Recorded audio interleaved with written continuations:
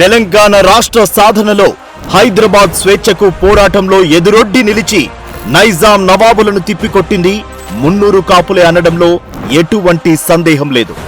ఎందరో నిరంకుశ పాలకులకు ఎదురు నిలిచి న్యాయ పోరాటాల్లో అనేక సామాజిక స్పృహ కలిగించే కార్యక్రమాల్లో పాల్గొని అనేక మంది అమాయక ప్రజలకు అండగా నిలిచిన వారు మున్నూరు కాపులే.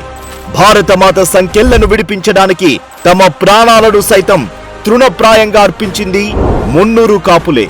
ఇవే కాకుండా మరెన్నో పోరాటాలలో పాల్గొన్నది మున్నూరు కాపులే. నేటికి ఈ విధమైన అన్యాయంపై పోరాడే దృక్పథంతో ముందుకు సాగుతున్న మున్నూరు కాపులపై ప్రభుత్వం మొదలుపెట్టిన ఈ దాడి సరైనది కాదు.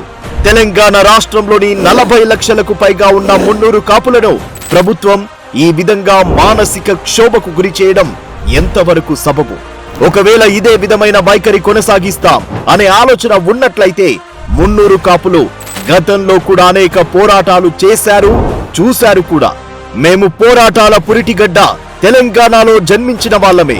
ఏదైతే అది చూసుకోవడానికి మేము కూడా సిద్ధంగా ఉన్నాం. సై అంటే సై. అసలు రాష్ట్ర ప్రభుత్వాన్ని విడిచే ప్రసక్తే లేదు.